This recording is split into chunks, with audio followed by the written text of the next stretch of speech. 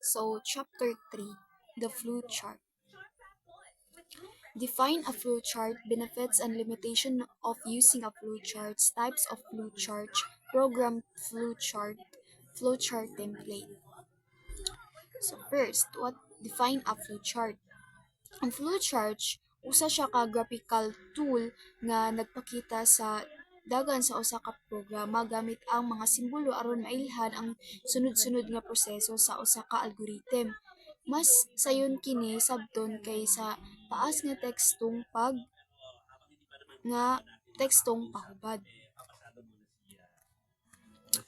Benefits and limitation of using a flowchart.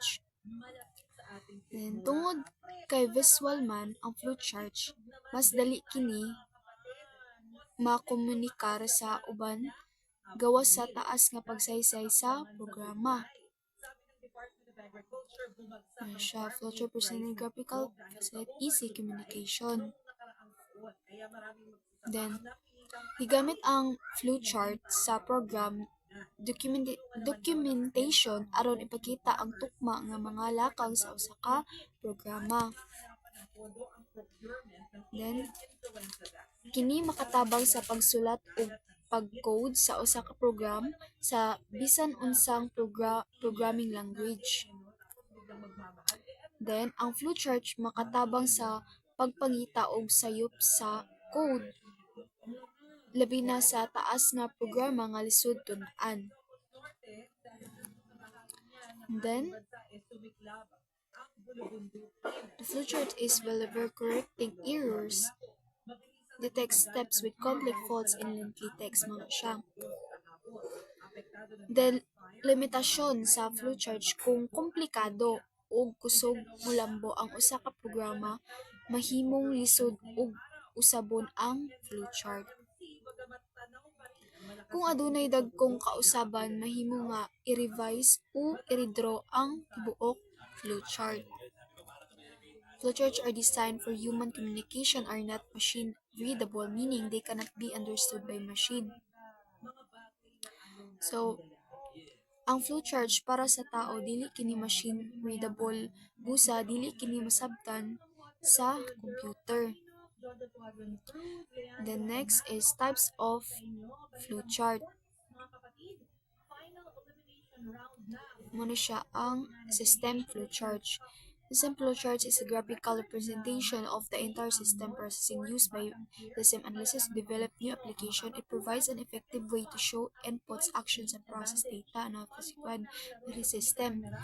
System flowchart also shows the connectivity of software, hardware, and peopleware involved in operation, making it crucial tool for understanding the system operation. Ang pasabot ani is system flowchart nagpakita sa tibuok dagan sa usa ka sistema ug gigamit sa mga system analysis aron makatabang sa paglambo sa mga bag-ong aplikasyon.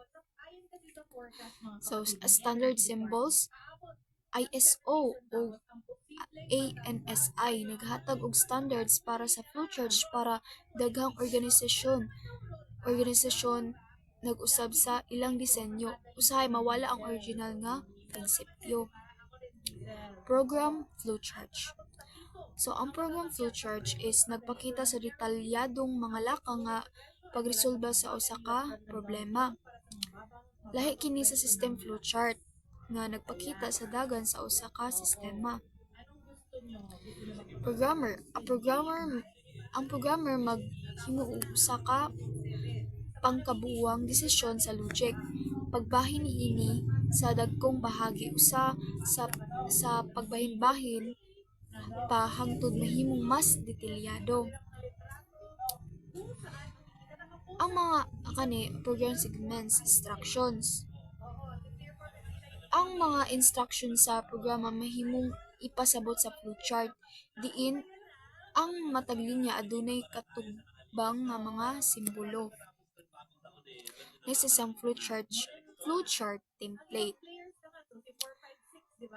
Kung epektibo ang flowchart, mahimong gamiton kini sa mas dugang nga analysis o pagpalambo sa programa mo na ang flowchart template. Then, ang template usa ka gigamit sa paghimo sa flowchart symbols. kasagarang plastic o metal ug makatabang sa programmer sa ilang problem solvings. Sa so, maro to'y topic sa flowcharts.